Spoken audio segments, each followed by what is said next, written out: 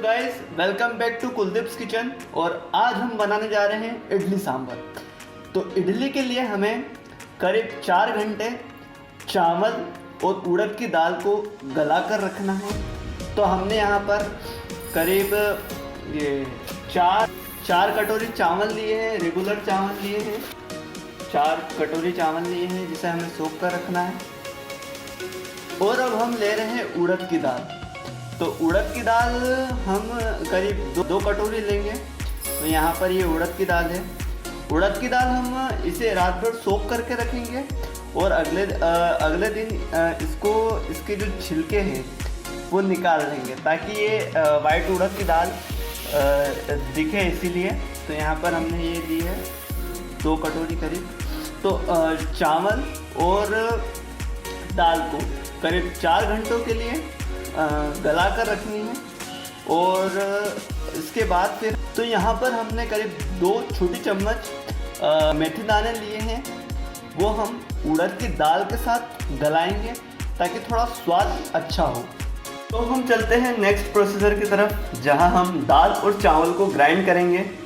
तो यहाँ पर हमने सबसे पहले दाल लेते हैं। तो हमने यहाँ पर दाल ली है, अच्छे से ग्राइंड कर लेना है और ग्राइंड करीब 10 मिनट तक करना है इसे।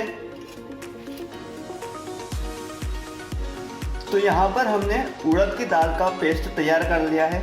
तो वो कुछ इस तरीके से होगा, बिल्कुल पतला पेस्ट करना है उसका।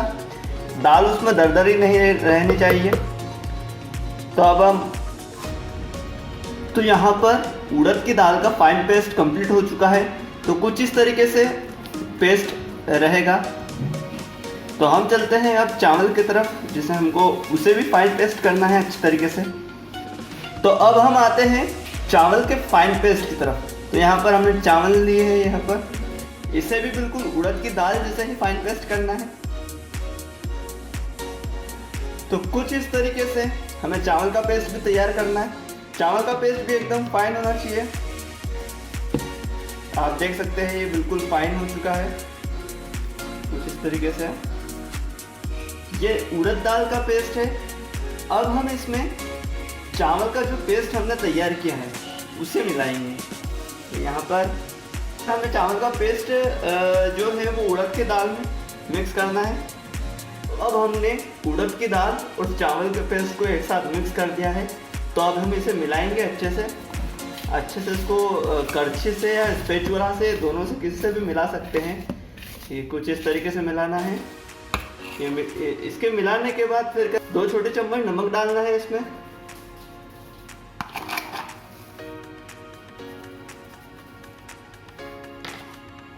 और फिर इसे हाथ को अच्छे से सैनिटाइज कर लो, या फिर हाथ को अच्छे से धोने के बाद इसे करीब 10 मिनट तक फेंटना है क्लॉकवाइज। तो अब हम इसे हाथ से फेंटेंगे क्लॉकवाइज। अगर आपका पेस्ट थोड़ा ज़्यादा गाढ़ा है तो आप उसमें पानी मिला सकते हो। पेस्ट को इस तरीके से बनाना है ताकि वो ज़्यादा ना तो पतला रहे और ना ज़्यादा गाढ़ा रहे। उसकी कंसिस्टेंसी एकदम नॉर्मल पतला सा रहना चाहिए। तो हमारा थोड़ा पेस्ट यहाँ पर थोड़ा गाढ़ा है, तो हम उसके लिए थोड़ा सा पानी डाल रहे हैं यहाँ पर करीब इतना। और फिर उसे हाथ से अच्छे से घुमा रहे हैं कुछ इस तरीके से। तो यहाँ पर हमारा बैटर कंप्लीट हो चुका है उड़द की दाल और चावल का इडली के लिए। तो कंसिस्टेंसी कुछ इस तरीके से होनी चाहिए, ना तो ज़्यादा पतला होना चाहिए ना ज़्यादा गाढ़ा होना चाहिए। और इसके बाद हम इसे ढक कर रखेंगे करीब 6 से 8 घंटे के लिए ताकि अच्छे से फर्मेंट हो जाए। और इसके बाद फिर हम नेक्स्ट प्रोसीजर की तरफ बढ़ेंगे, जहाँ पर हम इडली और सांभर बनाएंगे। हमने जो इडली उड़द की दाल और चावल का जो बैटर तैयार करा था उसको हमने करीब 8 घंटा रखा फर्मेंट होने के लिए। तो आप देख सकते हो बहुत ही प्यारा फर्मेंट हुआ है ये। यहाँ पर हमें जालियाँ दिख रही है हल्की सी। अब आपको इसमें ना तो कड़छी घुमानी है अंदर और ना इसको कोई मूवमेंट करवाना है। आपको लेना है साँचे में, तो सिर्फ 1 स्कूप कड़छी का वो आप इडली के साँचे में ले सकते हैं। तो अब इडली के साँचे में हमें तेल की वो करना है। यहाँ पर हम तेल डालेंगे थोड़ा। इसमें इसे अच्छे से फैला देना है तेल को हर कोने में सांचे में। ये हमने यहाँ पर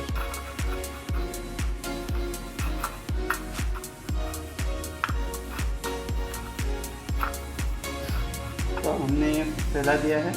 अब हमने जो इडली का बैटर तैयार करा था, अब हम उसे सांचे में डालना है कुछ इस तरीके से।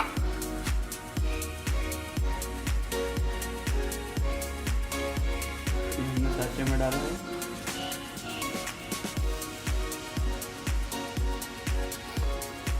सांचे में डालने के बाद अब हम इसे पकने के लिए रखेंगे। हम यहाँ पर सांभर बनाने के प्रोसीजर शुरू कर रहे हैं।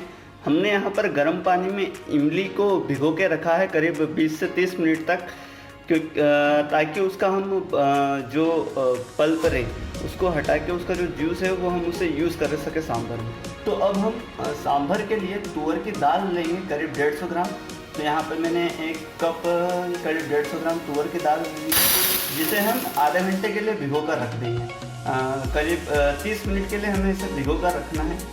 यहाँ पे जो हमने 150 ग्राम दाल ली थी वो काफ़ी फूल चुकी है। तो अब हमें इसे प्रेशर कुकर में डालना है। तो आइए अब हम इसे प्रेशर कुकर में डालते हैं। तो अब हम दाल को प्रेशर कुकर में डाल रहे हैं। दाल को प्रेशर कुकर में डालने के बाद करीब 1.5 से 2 कप पानी डालना है।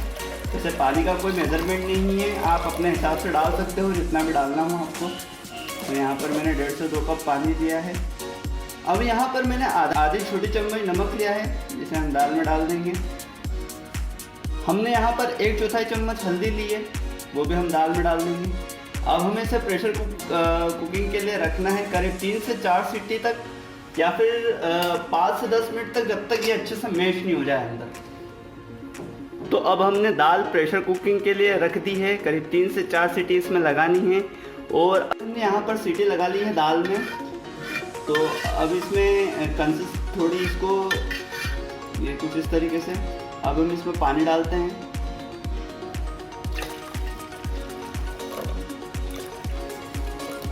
तो हमें इसे कम से कम पतली रखनी है दाल को, कुछ इस तरीके से।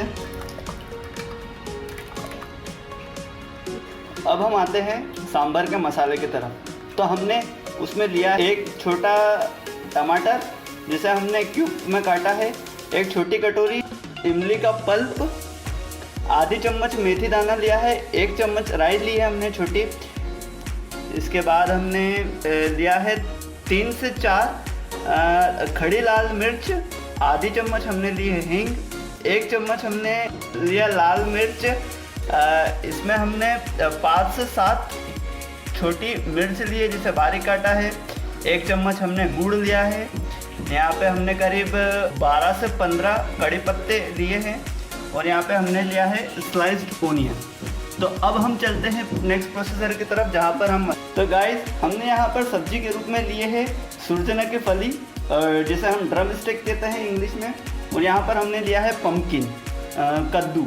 आप इसके अलावा ब्रिंजल भी डाल सकते हैं, कैरेट भी डाल सकते हैं, और आपके घर में जो भी सब्जी अवेलेबल हो वो आप डाल सकते हो।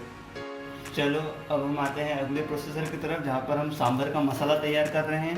तो हमने करीब 2 बड़े चम्मच इसमें तेल दिया है, और तेल के आने पर अब हम डाल रहे हैं राई। तो हमने यहाँ पर राई ली है। राई के बाद हम फेनुग्रीक सीड, जिसे हम मेथी दाने भी बोलते हैं, इससे स्वाद थोड़ा अच्छा आता है, यहाँ पर डाल रहे हैं। यहाँ पर हमने कड़ी पत्ते डाले। अब यहाँ पर हमने जो खड़ी मिर्च ली थी वो डालनी है करीब ये करीब इसे 2 से 3 मिनट तक। अब यहाँ पर हम हरी मिर्च डालेंगे, हींग डालेंगे, हमने हींग डाल दी है। हींग डालने के बाद इसे कभी अच्छे से मिक्स करना है। हमने यहाँ पर प्याज डाले। अब हम ये थोड़े प्याज को थोड़ा ब्राउन कर दिया हमने कुछ इस तरीके से। ज़्यादा पकाना भी नहीं है प्याज को, वो इसलिए अगर ज़्यादा पकाएंगे तो वो ज़्यादा स्वाद आएगा। अब हम डालेंगे टमाटर, जो हमने टमाटर लिया था हमने इसमें टमाटर डाले। टमाटर को अच्छे से पका लेंगे। अब आप यहाँ दे सकते हैं कि टमाटर और प्याज काफ़ी अच्छे हो गए हैं और बहुत ही अच्छी खुशबू आ रही है यहाँ पर। अब हम डालेंगे जो हमने वेजिटेबल्स रखी थी, पम्पकिन और ड्रम स्टिक्स, वो अब हम डालेंगे इसमें। तो ये हमने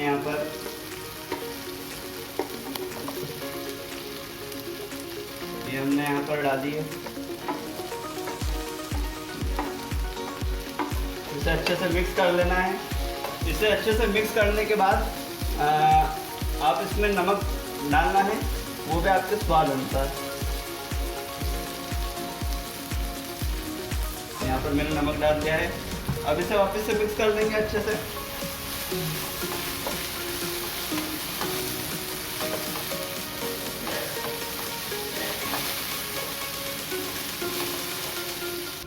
अब हम यहाँ पर डालेंगे लाल मिर्च। हमने यहाँ पर लाल मिर्च डाली है। लाल मिर्च के साथ साथ अब हम डालेंगे सांभर मसाला। डाल दिया है यहाँ पर। इसे अच्छे से मिक्स कर लेना है। अब सांभर मसाले के बाद अब हम यहाँ पर डालेंगे इमली का पल्प, जो हमने पहले से तैयार करके रखा था। फिर कुछ इस तरीके से डालना है। इससे क्या थोड़ा खटास का टेस्ट भी सांभर में आता है ना, तो वो भी बहुत अच्छा लगता है, बहुत ज़्यादा टेस्टी लगता है। और इमली के पल्प के साथ में हम यहाँ पर गुड़ भी डाल देंगे, तो थोड़ा खट्टा मीठा स्वाद आएगा सांभर में। अच्छे से मिक्स करने के बाद अब हम इसमें करीब 1.5 कप पानी डालेंगे।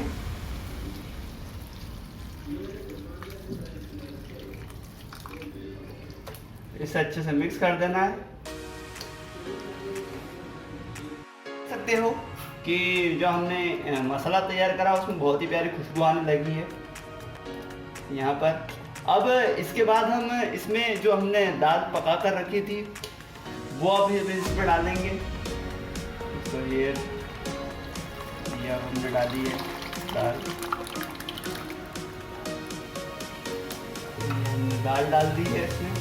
दाल डालने के बाद इसे अच्छे से मिक्स कर लेना है, और मिक्स करने के बाद इसे वापस से ढककर रख देना है करीब 10 से 12 मिनट के लिए, एकदम मीडियम फ्लेम पर। तो यहाँ पर हमारी इडली सांभर विद कोकोनट चटनी तैयार है। तो आप देख सकते हैं बहुत ही स्वादिष्ट यहाँ पर इडली सांभर है, और यहाँ पर हमने इसे कोकोनट चटनी के साथ भी सर्व किया है ताकि स्वाद और बढ़े। तो अगर आपने वीडियो को पसंद किया है तो लाइक करो, वीडियो को शेयर करो, और चैनल को सब्सक्राइब करना मत भूलिएगा। Thank you so much.